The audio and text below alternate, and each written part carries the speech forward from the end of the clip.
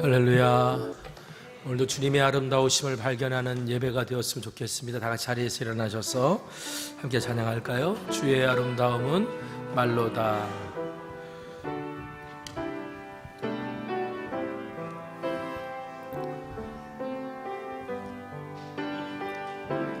주의 아름다움은 말로다. 영원할 수 없고 주님의 그 놀라우심을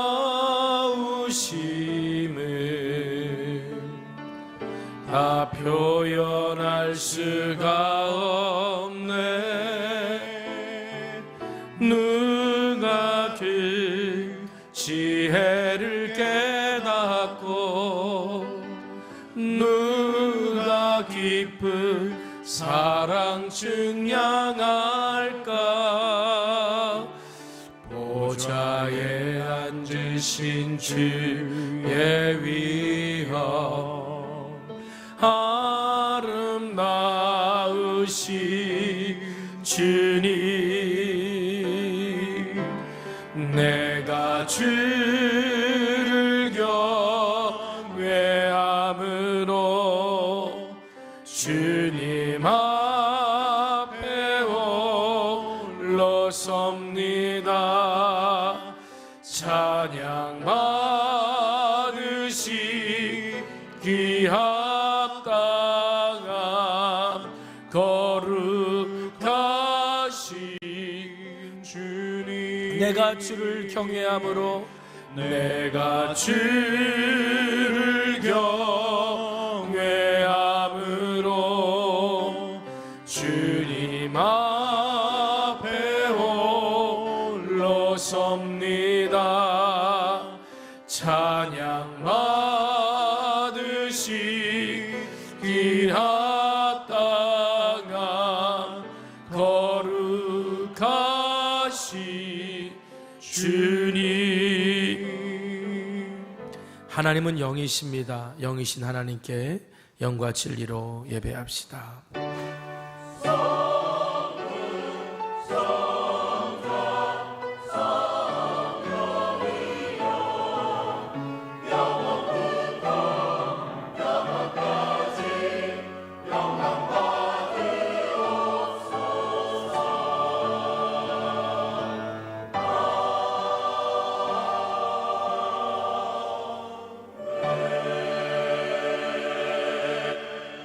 찬송가 21장입니다.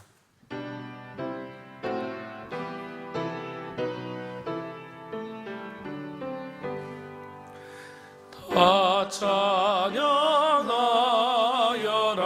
전능왕 창조의 주께 내 원하주 찬양 평강과 구원의 주님.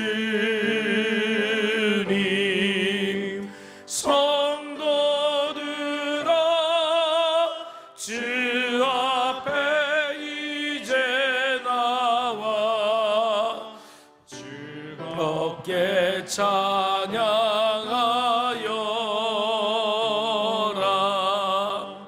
다 찬양하여라 놀라운 만유의 주께. 포근한 날개미 늘 품어주시는 주님. 성도들아 주님의 뜻 안에서 내 소원 다 이루리라.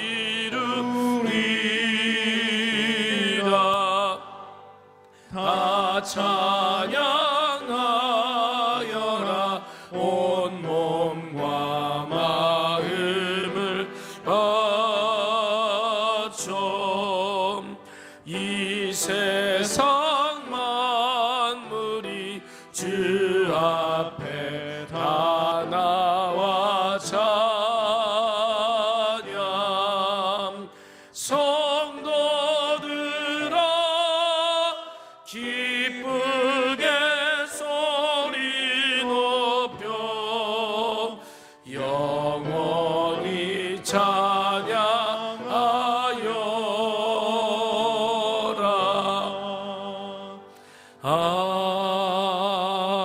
아멘. 사도신경으로 우리의 신앙을 고백합니다. 전능하사 천지를 만드신 하나님 아버지를 내가 믿사오며 그 외아들 우리 주 예수 그리스도를 믿사오니 이는 성령으로 잉태하사 동정녀 마리아에게 나시고 본디오 빌라도에게 고난을 받으사 십자가에 못 박혀 죽으시고 장사한 지 사흘 만에 죽은 자 가운데서 다시 살아나시며 하늘에 오르사 전능하신 하나님 우편에 앉아 계시다가 저리어서 산자와 죽은 자를 심판하러 성령을 믿사오며 거룩한 공회와 성도가 서로 교통하는 것, 죄를 사하여 주시는 것과 몸이 다시 사는 것과 영원히 사는 것을 믿사옵나이다. 아멘.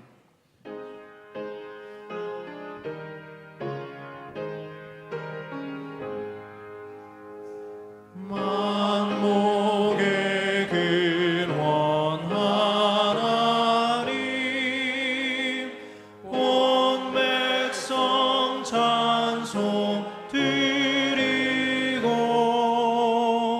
저 천사여 찬송하세. 찬송 성부 성자 성령.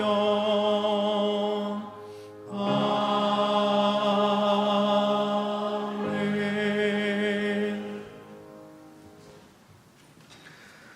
우리 찬송가 302장 찬송하겠습니다.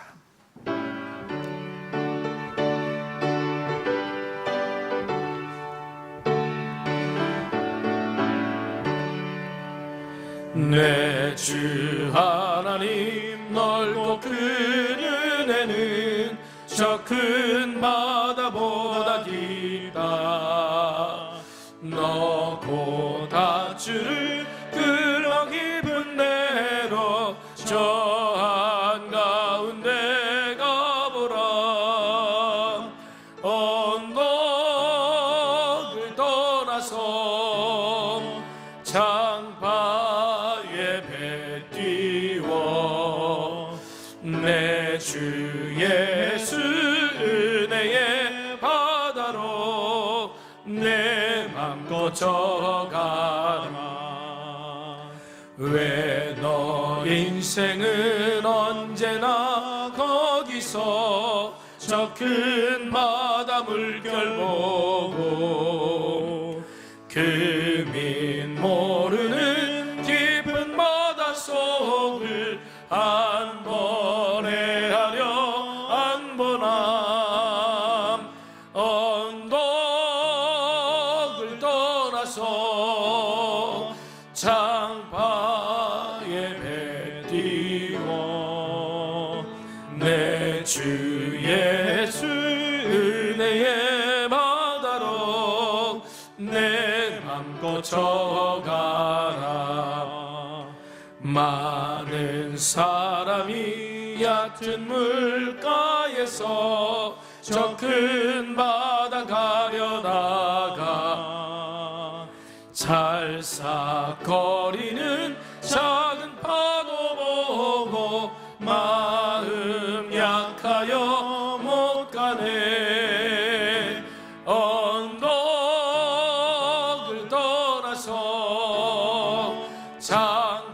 장파에 배 띄워 내 주 예수 은혜의 바다로 내 맘 고쳐가라.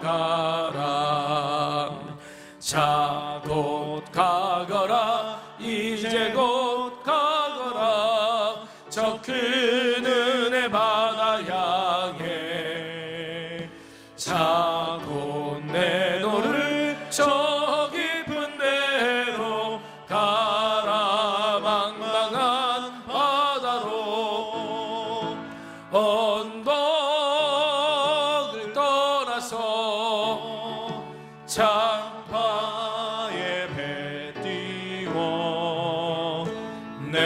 주 예수 은혜의 바다로 내 맘껏 쳐가라.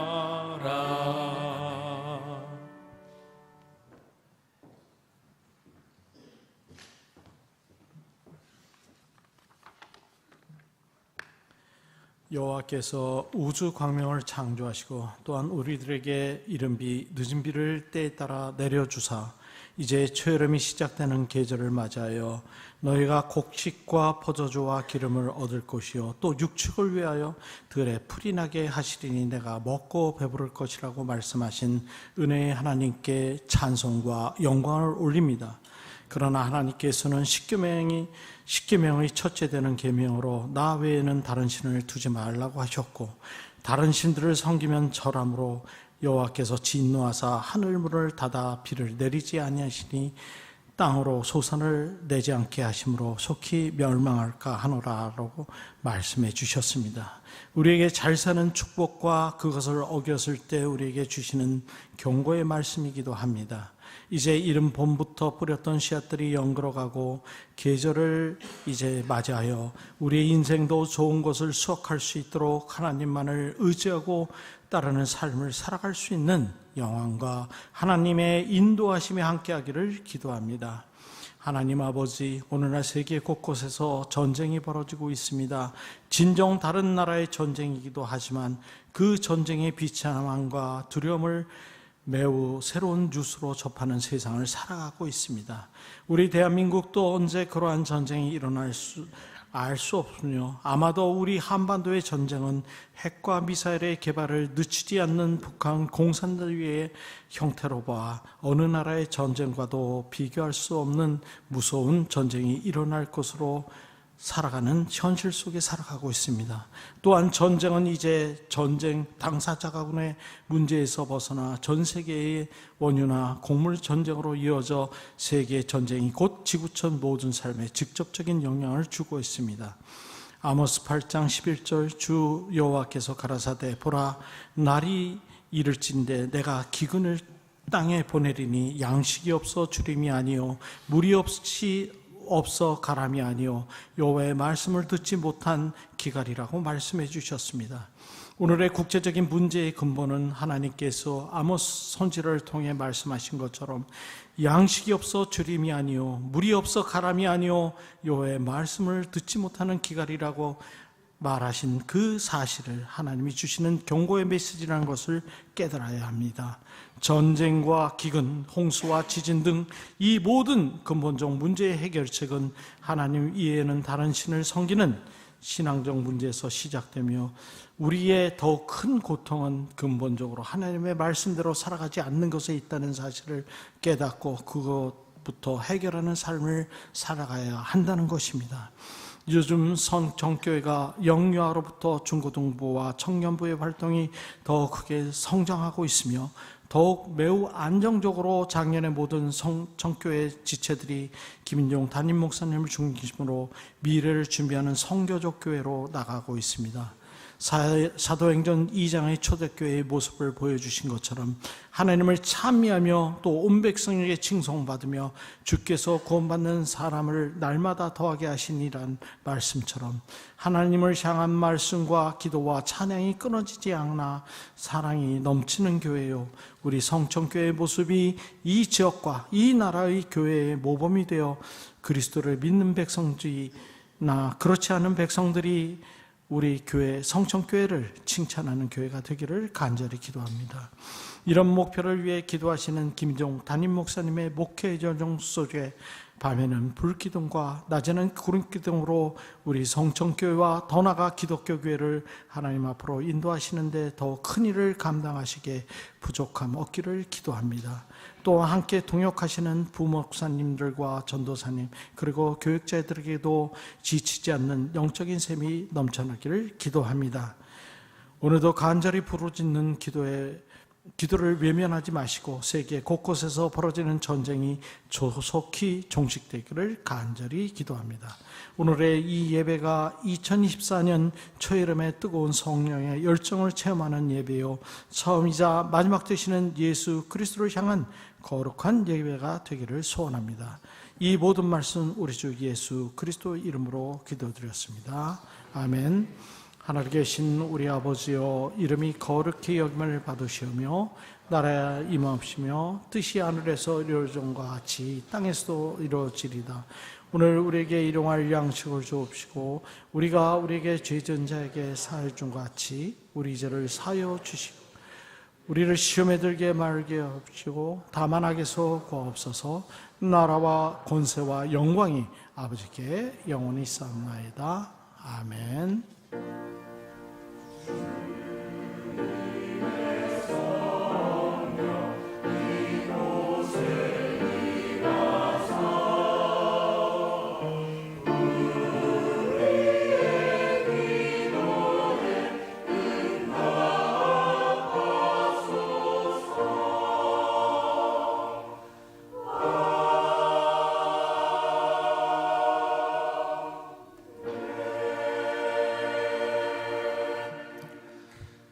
교회 소식 여러분들과 함께 나누도록 하겠습니다. 오늘은 평신도 주일로 지키고요. 이제 오늘 아까 2부 예배 때 우리 영란여자중학교 우리 아이들 한 32명, 그리고 교장 선생님, 교감 선생님, 또 선생님들, 이화여자미디어 고등학교 교장, 교감 선생님들 이렇게 함께 오셔서 우리 자매 학교 방문 예배를 드렸습니다.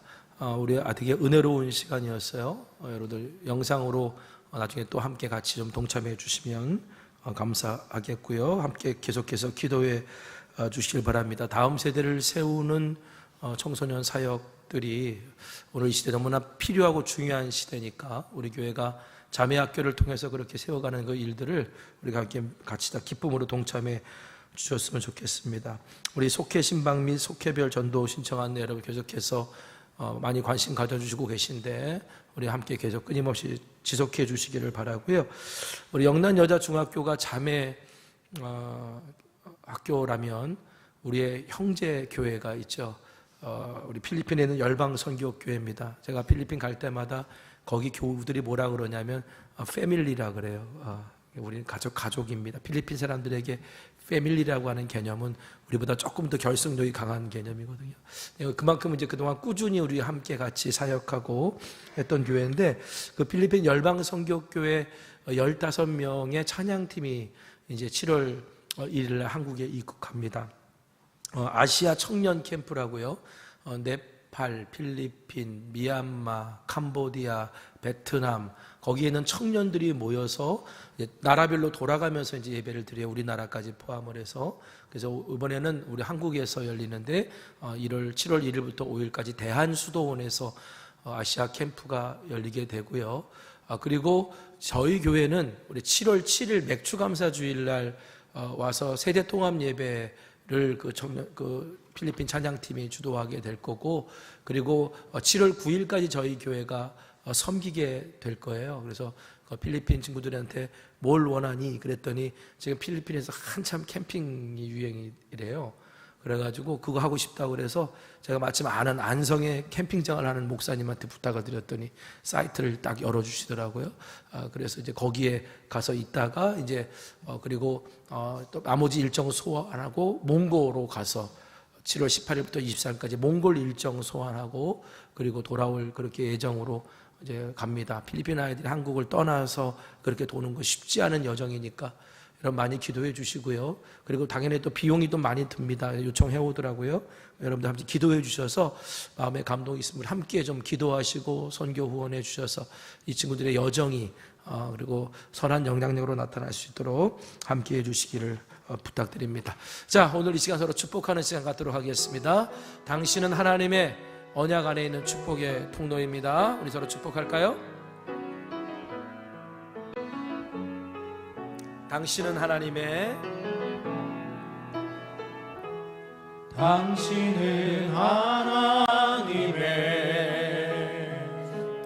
언약 안에 있는 축복의 통로,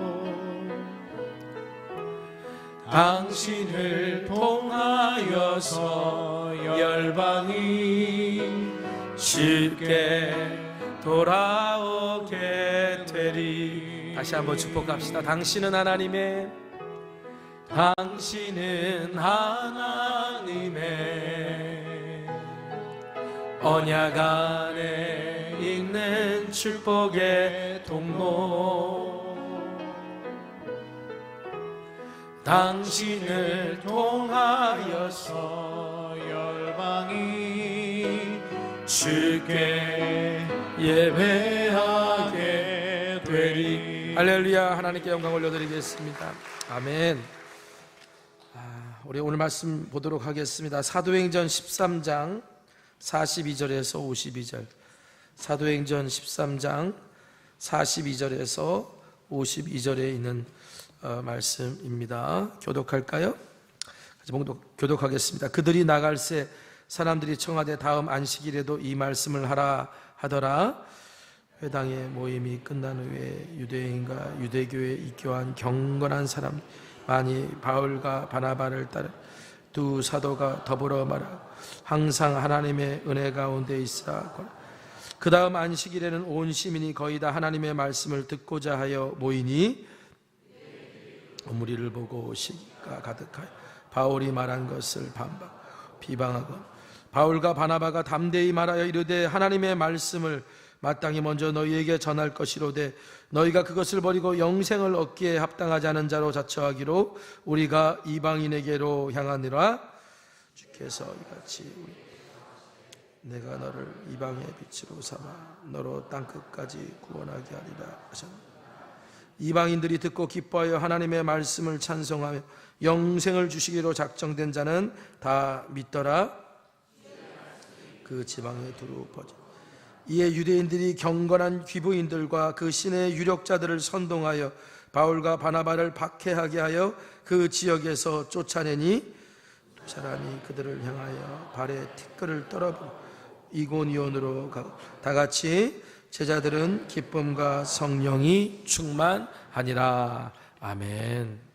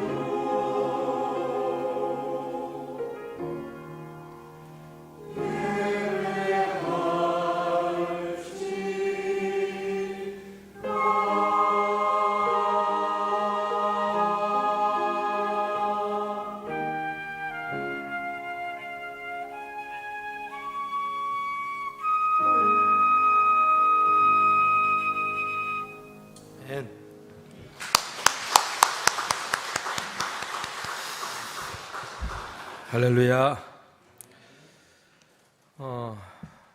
서울에 있는 어느 대형 교회에서 사역하다가 좀 탈진하고 지쳐서 힘들어할 때 어떤 선배가 담임하고 있는 그 농촌 교회에서 이제 내려와서 잠깐 나를 좀 도와줘 오셔 이렇게 부탁을 받고, 그리고 어떤 전사님이 내려가서 그 목회를 돕고 그리고 이제 학원 강사를 하며 지냈다고 해요.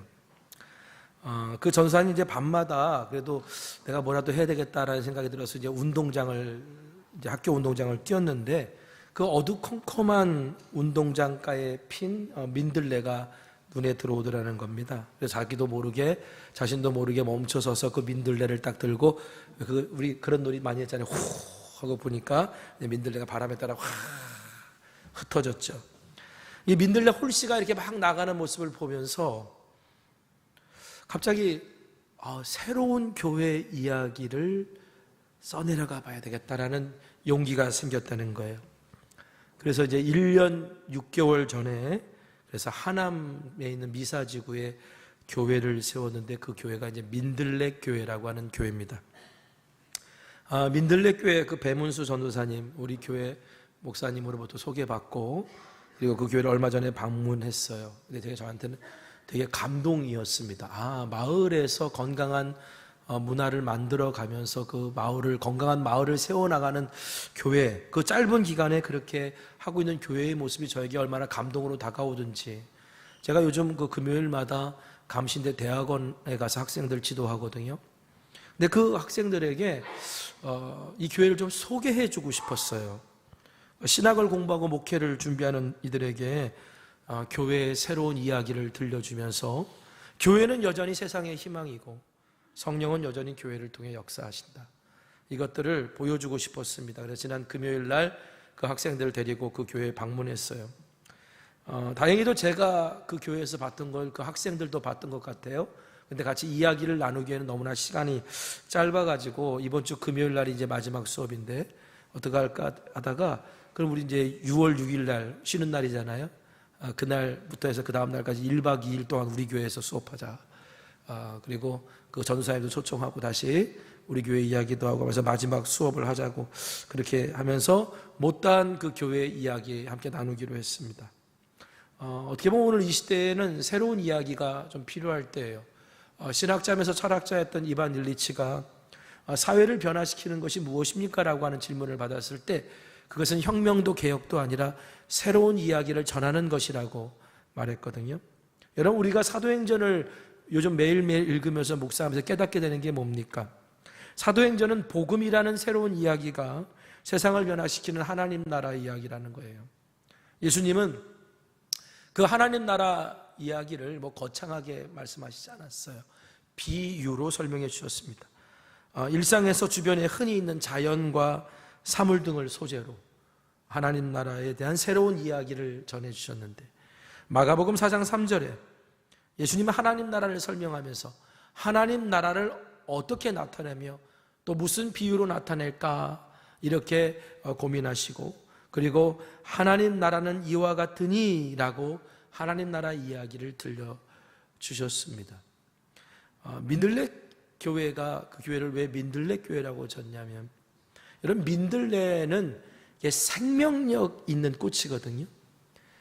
그러니까 척박한 땅에도 뿌리를 확 내려서 꽃을 피우고요, 아스팔트로 덮여 있어도 조그만한 이렇게 구멍만 있으면 거기에 씨앗이 떨어지면 그거를 또 뚫고 올라와서 꽃을 피는 게 민들레 아닙니까? 그리고 결국은 세상을 향해 홀씨가 되어 이렇게 흩어지는 게 또 민들레잖아요. 그 배전사님이요, 그래서 교회는 민들레 같아야 돼 라고 생각하면서 민들레 교회라고 졌다는 거예요. 여러분, 교회는 민들레 같아야 돼. 그래서 민들레와 같은 이야기를 들려주고자 그런 교회를 세웠다는 것은, 우리 예수님께서 하나님 나라는 이와 같으니 라고 말씀하신 그 하나님 나라의 비유처럼 교회를 세우고자 했던 거죠. 여러분, 그래요, 우리가 꿈꿔야 되는 교회도 그런 겁니다. 예수님이 자연과 사물을 통해 하나님 나라 이야기를 비유로 들려주셨듯이, 교회는 하나님 나라의 이야기를 세상에 들려주는 비유 같은 존재가 되어야 돼요. 그래서 저는요, 우리 주님께서 하나님 나라를 무엇으로 설명할꼬? 하나님 나라는 저 노원구 상계동에 있는 성전교회와 같으니, 이렇게 말씀해 주시면 얼마나 좋을까, 이런 생각을 해봤습니다. 어디 교회만 그래야 됩니까? 성도 한 사람 한 사람이 이 세상에서 하나님 나라의 비유가 되어야 되는 거예요. 하나님 나라 이야기를 새롭게 들려주는 존재가 되어야 된다고요. 그래서 저 하나님 나라는 김인종 목사와 같으니, 하나님 나라는 어떤 장로님과 같으니, 하나님 나라 어떤 집사님과 같으니라고 우리 주님께서 비유로 설명해 주실 수 있는, 그래서 하나님 나라 이야기가 우리를 통해 세상에 퍼져나갈 수 있는 은혜가 있기를 간절히 소망합니다. 제가 지금 사도행전 말씀을 여러분들과 함께 쭉 나누면서 하나님 나라 이야기는 계속되어야 됩니다라는 주제로 말씀을 나누고 있는데요, 하나님 나라 이야기가 계속되려면 한 마음으로 기도하고 성령께 순종하고 복음을 전해야 된다 그랬잖아요. 그런데 이런 상태를 계속 유지하는 게 쉽지가 않아요. 주님과 함께하는 이야기, 성령님께 순종하는 이야기, 말씀이 역사가 일어나는 이야기가 더 이상 우리 가운데서 들려오지 않을 때가 있습니다. 한 마음으로 기도하고 성령께 순종하고 복음을 살고 복음을 전하면 되지만, 그런 마음은 있는데, 그런데 현실에서 그렇게 살지 못할 때가 많잖아요. 자, 오늘 본문 이야기 볼까요? 바울과 바나바가 안디옥 교회에 파송을 받고 선교 여행을 떠납니다. 바나바의 고향이었던 구브로, 오늘날의 키프로스 섬에 들어가서 거기서 이제 횡단을 하면서 거기 총독 서기오 바울에게 복음을 전했고 그가 믿게 되죠. 야, 첫 번째 선교지에서부터 총독이 믿고 막 이런 일들이 벌어지니까 얼마나 의기양양했겠어요. 그래서 배를 타고 이제 갈라디아 지역으로 들어갑니다. 오늘날의 터키예요. 거기에 이제 만빌리아의 버가라고 하는 곳에 항구 도시에 도착을 했는데 거기서 문제가 생겨요. 함께 선교팀의 일원이었던 마가가 나 못하겠습니다. 그리고 예루살렘으로 돌아가 버린 거예요. 왜 선교를 포기하고 돌아갔는지 그 이유는 정확하지 않습니다. 중요한 거는요, 이게 그 선교팀에게 어마어마한 갈등과 상처와 아픔을 남겼다는 거죠. 훗날 2차 선교 여행 때 바나바가 우리 마가에게 다시 한번 기회를 줍시다 그랬더니, 여러분, 사도 바울 같은 경건한 신앙이니 절대로 안 돼. 안 돼. 마가를 또 데려갈 수 없어. 이래가지고 두 사도가 싸워가지고 결국 갈라져서 따로따로 선교 여행을 가는 게 2차 선교 여행이잖아요. 왜 그랬을까요? 그만큼 상처가 컸다는 거예요. 제가 성경을 읽으면서요, 몇 가지 의문이 드는 구석들이 여러 가지가 있는데, 사도행전을 읽으면서 그 중에 하나가 바울과 바나바가 새로운 도시로 갈 때마다 복음을 담대히 전합니다. 그런데 구브로 섬에서 도착했던 항구 도시 버가에서는요, 복음을 전했다는 이야기가 없어요. 왜 그랬을까요? 복음을 전할 수 있는 마음의 상태, 영적인 상태가 아니었던 거예요. 마가가 떠나버리면서 그 두 사람의 마음의 상처가 컸고 갈등이 컸고, 그러니까 거기서 도저히 복음을 전할 수가 없었던 거예요. 나중에 1차 선교 여행이 마치고 돌아오는 길, 한 10년 정도 시간이 흘러요. 돌아오는 길에 바울과 바나바가 일부러 버가를 들려서 돌아옵니다. 마가복음 사도행전 14장 25절에 말씀을 버가에서 전하고 아탈리아로 내려갔다. 지도를 보면요, 일부러 버가로 내려가요. 왜 그랬을까요? 버가에 가서 복음을 전해야 됐는데 그때 서로 싸우고 마음이 상하고 갈등이 있었기 때문에 복음을 못 전한 게 그 거의 10년 동안 마음의 짐으로 여겼던 거예요. 그래가지고 다시 돌아가서 돌아올 때 버가에 들려서 복음을 전한 거예요. 여러분, 이만큼 이 선교팀에게 마가의 이탈은 큰 타격을 줬고요.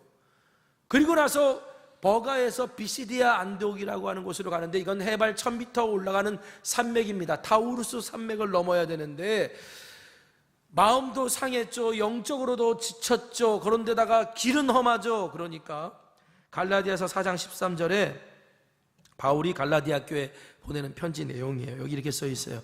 내가 처음에 육체의 약함으로 말미암아 너희에게 복음을 전한 것을 너희가 아느니라. 지금 갈라디아 교회에 복음을 전했을 당시에, 갈라디아 지역에 복음을 전했을 당시에 바울의 몸 상태가 아주 안 좋았다는 거거든요. 그러니까 지금 버가에서 비시디아 안디옥으로 올라가는 그 길이 얼마나 험했고, 여러분 건강해도 기분이 좋아도 어떨 때는 감당하기 힘든 길이었을 텐데 이미 마음도 상하고 갈등하고 영적으로 탈진한 상태에서 그 길을 가려니까 얼마나 힘들어. 거기다가 병이 들어, 사람이 스트레스 받으면 병 나잖아요. 거기다 병이 들어버린 거예요. 그래서 학자들 중에는요, 바울이 평생 안고 살았던 지병을 바로 이때 얻은 게 아닌가, 뭐 이렇게 추정하는 사람들도 있어요. 그래서였을까? 바울과 바나바가 비스디아 안디옥에 도착했을 때 안식일이 되었고 회당에 들어가서 예배를 드리는데 뒤에 가서 이렇게 앉아요. 원래 선교 전략은요, 새로운 도시에 가면 거기 유대교 회당을 찾고 유대교 회당에 가서 예배를 드리고 그리고 거기에서 이제 그 사람들에게 복음을 전하는 계획이에요. 그러니까 그 복음대로, 그 전략대로 한 거예요. 그런데 오늘 성경 말씀의 뉘앙스는요, 생각해 보세요. 마음도 상했고 버가에서 복음도 못 전했고 몸에 병도 났고 뭔가 전할 수 있는 분위기가 아니에요. 그러니까 이제 회당에 앉아가서 그냥 예배드리면서 하나님의 은혜를 구했던 거겠죠. 여러분, 내가 막 영적으로 지치고 마음이 힘든데 내가 가서 아는 교회도 아니고 내가 다니는 교회도 아니고 다른 교회에 가서 그렇게 예배 드려봤던 경험이 있으세요? 제가 이제 부목사 시절이었는데 벌써 한 20여 년 전 얘기입니다. 교회에서 주일을 껴서 휴가를 보내주셨어요. 왜 주일을 꼈냐면 이 목사들은 이제 늘 앞에서 예배 인도하고 막 이제 그렇게 하다 보니까 다른 교회 가서 예배를 드리는 경험 좀 해보라고 이제 그렇게 한 거예요. 근데 제가 어느 서울에 올라와서 그래서 이제 어떤 대형 교회에 갔습니다. 저를 아는 사람이 아무도 없죠. 저를 아는 사람이 아무도 없는 데서 마음껏 예배 드리는 것도 괜찮더라고요. 그런데 가서 예배를 딱 앉았는데, 그런데 성찬식이었어요. 마침 그때가. 분구비원이 저한테 잔을 건네는데 그 잔을 붙들고요, 예배가 끝날 때까지 펑펑 울었어요. 아마 옆에서 예배 드리던 사람들이 그랬을 거예요. 젊은 남자가 와가지고 펑펑 울고 있으니까 저 사람 뭐 사업이 망했나, 죽을 병에 걸렸나, 무슨 큰 죄를 졌나. 근데 제가 돌아봤어요. 내가 왜 그렇게 예배 시간에 펑펑 울었을까? 은혜에 대한 목마름에서 비롯된 거였어요. 예배를 인도하고 늘 예배를 드리고 하는 목사지만 어느 순간 그 예배가 저한테는 예배가 아니고 일이었던 거예요. 일. 당시 제가 이제 찬양팀 한 3팀 정도를 운영을 했어요. 그래서 이제 찬양 예배 한 3개 예배 정도를 다 인도했는데, 그러니까 그 찬양팀 3팀 정도를 운영하면서 막 찬양 연습하고 그게 쉽지 않잖아요. 뭐 예배 드리는 마치 기계 같은 느낌? 노래방 기계 같은 느낌? 뭐 이런 이제 마음들이 저 안에 있었던 것 같아요. 내가 무슨 일을 하든지 하나님의 은혜 가운데 있지 않으면 난 아무것도 아니구나. 그래서 내가 1년의 사건들을 이제 겪고 난 다음에 돌아와서 이제 그 찬양팀과 예배 드리는 연습하는 걸 바꿨어요. 우리가 찬양을 왜 할까? 노래를 잘 부르기 위해서 할까? 사람들에게 인정받으려고 할까? 찬양은 예배 드리면서 하는 건데, 그러려면 그러기 위해서 먼저 찬양팀이 예배자가 되어야 되는 거 아닐까?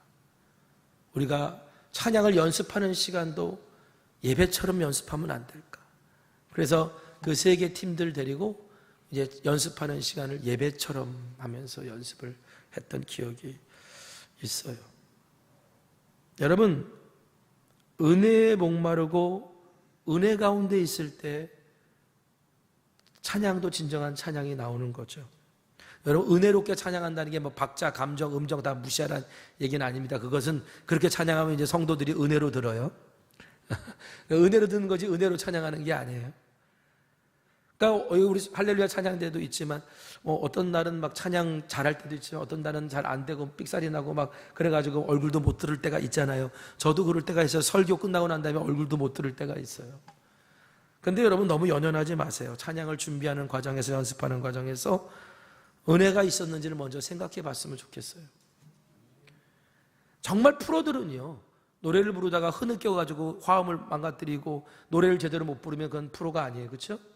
그런데 찬양대는요, 흐느끼며 우는 소리가 불협화음이 아니고요, 세상에선 들을 수 없는 천국의 화음이에요. 내가 찬양하다가 흐느껴 울 수 있어요. 그건 불협화음이 아니고요, 세상이 흉내낼 수 없는 천국의 화음이라고요. 그러니까 오늘 우리는요, 무엇을 하든지 은혜 가운데 있으려고 노력해야 돼요. 두 사도가 의욕적으로 출발했던 1차 선교 여행 아닙니까? 뜻대로 되지 않았죠. 잘 될 줄 알았는데 모든 게 시작부터 망가졌어요. 그들이 회당 끝에 앉아가지고 예배드리면서 무슨 생각했을까요? 하나님의 은혜가 아니면 우리는 아무것도 아니구나. 은혜 가운데 있지 않으면 아무것도 안 되는구나. 여러분, 은혜 가운데 있다는 얘기는 뭐냐면 하나님의 은혜가 지금 내 안에 흐르고 있다는 거예요. 주님께 내가 붙들려 있다는 거고요. 민들레를 후 하고 불었을 때 홀씨가 날아가는 것처럼 성령의 바람이 불 때 그 바람에 따라 우리가 날아갈 수 있는 존재가 되는 게, 그게 은혜가 있다는 거예요. 이런 말이 있습니다. 미국의 교육학자가 한 말인데, 항구에 머물 때 배는 언제나 안전하다. 그러나 그것이 배의 존재 이유가 아니다. 배의 존재 이유는 멋지게 항해할 때가 배의 존재 이유잖아요. 민들레가 가장 아름다울 때는 예쁜 꽃을 필 때도 있지만, 저는요, 바람이 불어 그것이 홀씨들이 세상으로 확 흩어질 때가 가장 아름다울 때라고 생각을 해요. 여러분, 성도는 언제가 가장 아름다울까요? 성도는요, 그 안에 은혜가 흐를 때가 가장 아름다워요.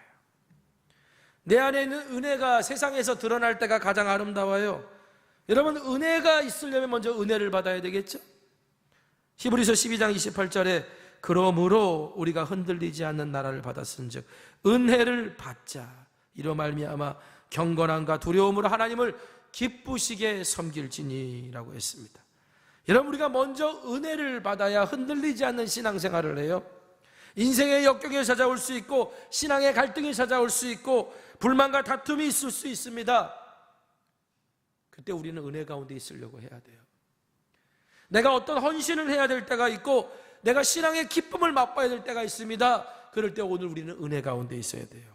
은혜라는 말이 헬라어로는 카리스, 선물, 은총, 혜택 이런 뜻인데, 이 카리스라고 하는 단어가 이렇게도 쓰여요. 마음에 미치는 거룩한 영향력이 삶 속에서 드러나는 것, 이게 카리스예요. 하나님의 은혜가 뭐냐? 마음 속에 끼친 영향력이, 지금 내 마음에 뭔가 일어나고 있는 그 영향력이 내 삶에서 드러나고 있는 게, 그게 은혜다. 그러니까 성도가 은혜로 산다는 건 내 안에 은혜가 있는데 그 은혜가 내 삶에서 드러난다는 거예요. 그러니까 은혜는 흘러가야 되는 거예요. 은혜는 넘쳐야 되는 거예요. 이게 항상 우리가 하나님의 은혜 가운데 사는 거예요. 여러분은 지금 은혜 가운데 있습니까? 여러분은 지금 내가 은혜로 살고 있다고 고백하십니까? 바울과 바나바가 회당 뒤에 앉아서 뭔 생각했겠어요? 야, 우리 계획대로 안 됐네, 망했네, 틀렸네, 하나님의 은혜가 없으면 아무것도 아니네. 그러면서 하나님, 오늘 이곳에서 은혜를 주십시오, 은혜를 구하고 있지 않았겠어요? 그런데 갑자기 회당장이 찾아와가지고, 혹시 랍비세요? 말씀을 전해주실 수 있으세요? 그러는 거예요.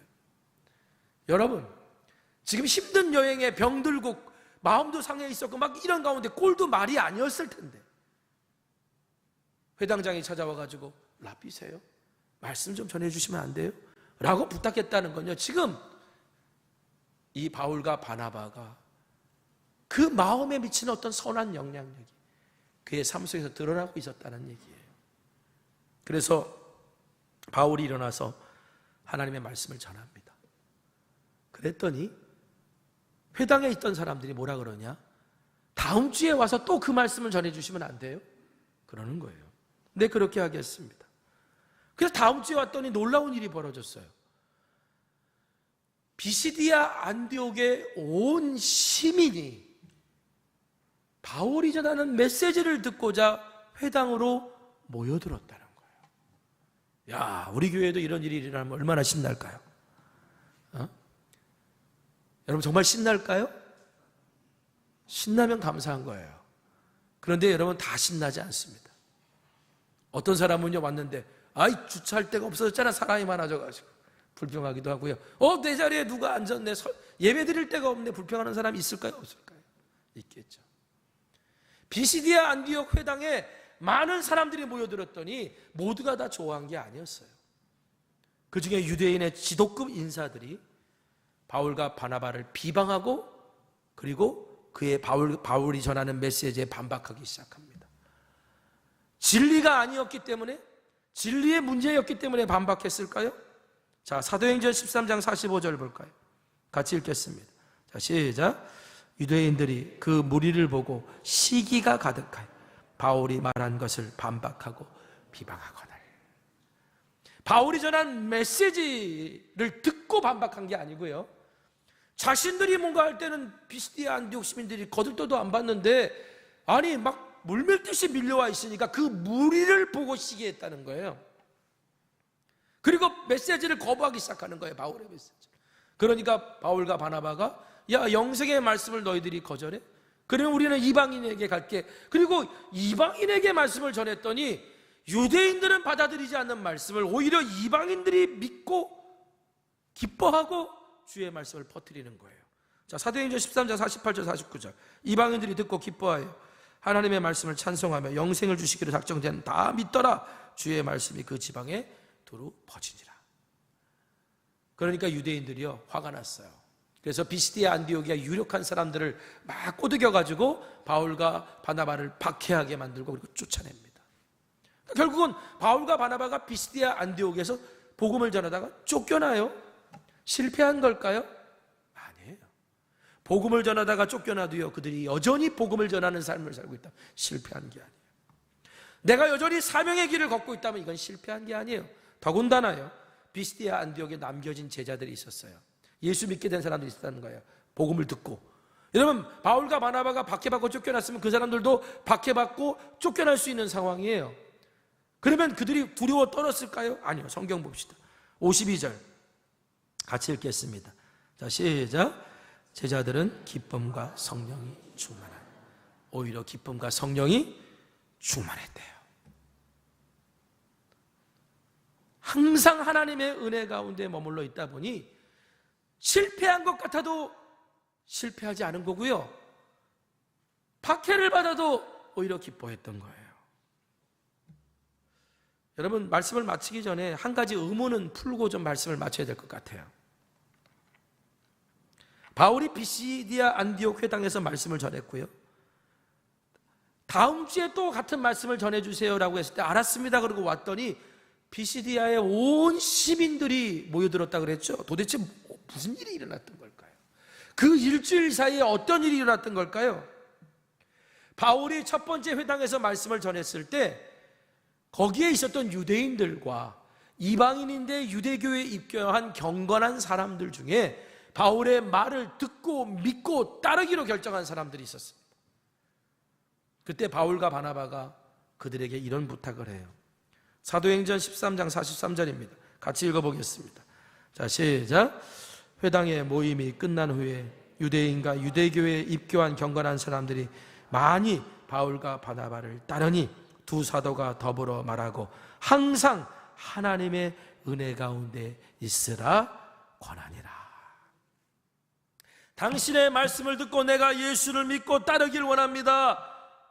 그랬을 때 바울과 바나바가 다음 주에 와서 이 말씀 들으세요. 그런데 한 주간 동안 항상 은혜 가운데 있으려고 하세요 라고 권면했던 거예요. 항상 은혜 가운데 있으세요. 은혜는 마음에 끼친 영향력이 삶에서 드러나는 거라 그랬죠. 예배를 드리고 말씀을 듣고 은혜를 받은 그들이 항상 하나님의 은혜 가운데 있으세요 라고 하는 그 권면을 받아들고 일상으로 돌아갔어요. 자기 안에 있는 은혜가 삶에 드러나는 삶을 살았던 거예요. 직장에서, 가정에서, 일터에서. 여러분, 유대인들은요, 당시 이방인들이 그닥 좋아하지 않았어요. 이웃에 살아도 유대인이네, 저 사람들이 구두쇠고 말이야, 막 이러고 그랬어요. 그런데 이방인들 중에 유대교로 개종한 사람들이 있었어요. 참 별난 사람들이네, 참 별종들이네, 이런 말을 들었을 거예요. 그냥 그들의 이웃인데요, 어느 날 갑자기 지난밤에 무슨 일이 있었는지 세상 행복한 얼굴로 자기를 찾아와서 자기 마음에서 일어난 일을 그들에게 고백하는 거예요. 증언하는 거예요. 이야기를 하는 거예요. 비시디아 안디옥에 새로운 이야기가 퍼져나가기 시작했어요. 그랬더니 일주일이 지나고 났을 때 비시디아 안디옥 회당에 온 시민이 그 새로운 이야기를 듣고자 모여들었던 겁니다. 여러분, 항상 은혜 가운데 있으세요 라고 권면한 바울과 바나바의 권면이 오늘 우리에게도 주어진 줄 믿으시기 바랍니다. 여기서 은혜 받고 끝내는 게 아니에요. 항상 은혜 가운데 있어야 되는 거예요. 항상 은혜 가운데 있는 비결이 뭔지 아세요? 은혜의 원리가요, 흘려보내야 채워지는 겁니다. 흘려보내야 돼요. 내 안에 은혜가 있으면 그 은혜를요, 말로, 선행으로, 나의 성품으로 오늘 나의 삶에 흘려보내야 되는 거예요. 그러면 항상 하나님의 은혜가 우리 가운데 흘러들어오고요, 그 항상 흘러들어온 하나님의 은혜가 우리에게 계속해서 새로운 이야기를 만들어내요. 그래서 항상 하나님의 은혜가 있을 때, 은혜 있을 때 하나님 나라 이야기가 계속되는 거예요. 오늘 저와 여러분이 항상 은혜 가운데 있고자 은혜를 구하는 자 되기를 원하고요, 내 마음에 주어진 하나님의 은혜가 입술이든 삶이든 선행이든 어떤 모습으로든지 드러나서 새로운 이야기를 만들어낼 수 있는 우리 모두가 되기를 주님의 이름으로 축원합니다. 오늘 말씀 붙들고 좀 같이 기도했으면 좋겠습니다. 하나님, 오늘 내 안에 찾아온 그 은혜가 선한 영향력으로 내 삶에서 드러나기를 원합니다. 입술의 고백이든 삶의 고백이든 선행이든, 주님, 그래서 우리가 항상 은혜 가운데 있고 그 새로운 이야기가 내 안에서 늘 샘솟는 그런 사람 되길 원합니다. 우리 함께 기도했으면 좋겠습니다. 기도하겠습니다. 거룩하신 하나님, 사랑의 주님, 오늘도 우리에게 새로운 이야기를 늘 들려주셔서 감사합니다. 오늘 우리 안에 늘 새로운 이야기가, 주님과 함께하는 이야기가, 하나님의 은혜가 내 안에 계속 드러나기를 소망합니다. 항상 하나님의 은혜 가운데 있으세요. 우리 다음 주에 그렇게 만납시다 라고 아버지 하나님 권면을 들은 비시디아 안디옥의 첫 복음에 반응한 자들이 항상 은혜 가운데 있고자 했을 때 그들을 통해 많은 사람들이 주 앞으로 돌아올 수 있어요. 주여, 오늘 나의 삶에 그런 이야기가 시작되게 하여 주시옵소서. 항상 하나님의 은혜 가운데 거하는 삶을 살아갈 수 있도록, 그래서 우리를 통하여 세상을 변화시키는 하나님 나라의 새로운 이야기가 아버지 보여지고 들려지고 고백되게 하여 주시옵소서. 예수님의 이름으로 기도했습니다. 아멘. 자, 오늘 시간 말씀 기억하면서 결단에 찬양합니다. 주보에 악보 있습니다. 은혜 아니면 살아갈 수 없습니다.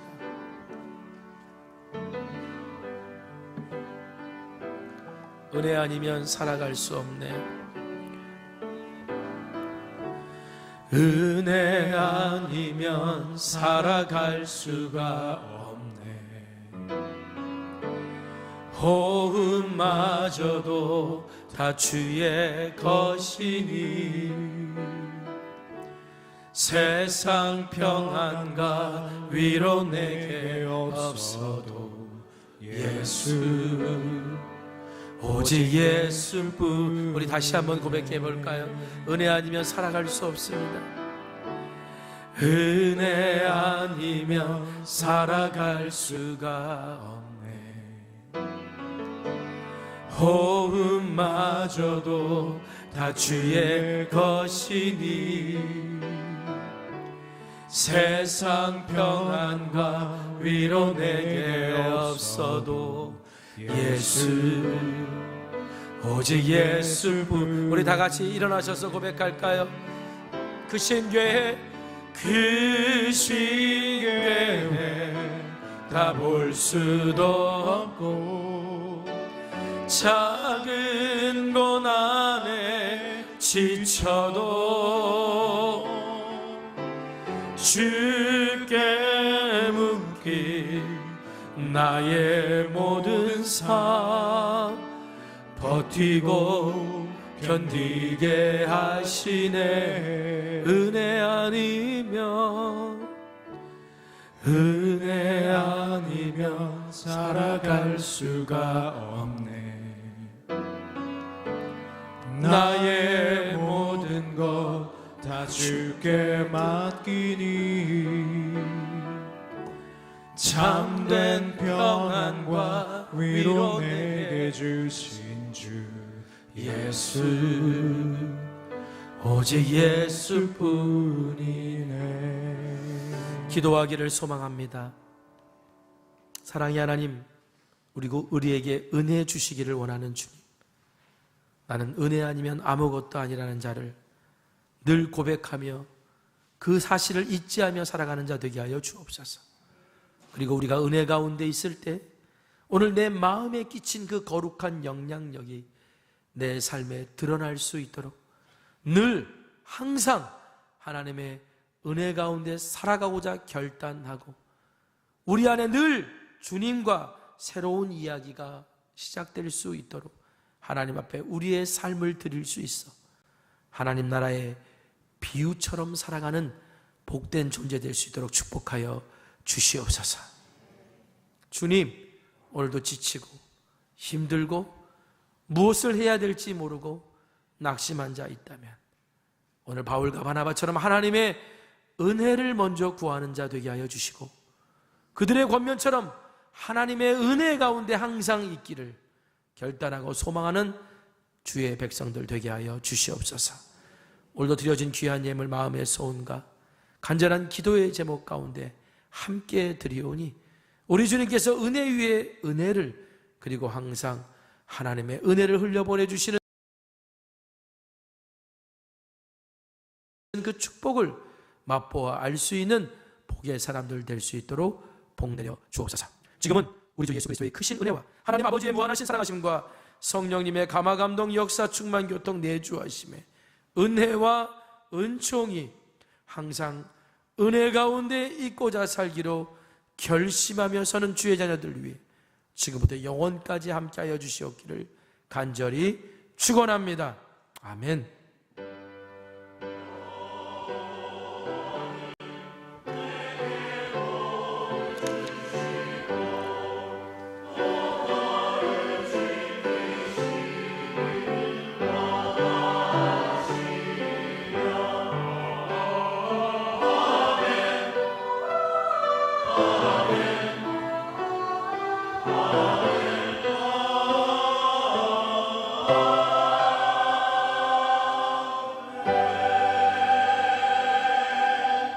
찬양하겠습니다. 오늘 말씀 기억하면서 오늘 나의 삶의 자리 하나님 나라의 새로운 이야기가 시작되고 계속되기를 원합니다라는 마음으로 함께 찬양할까요?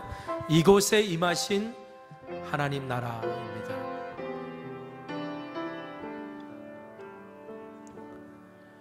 이곳에 임하신 하나님 나라 가난한 마음으로 바라보리라. 먼저 그 나라 그 뜻 구하며 나의 삶 드리리.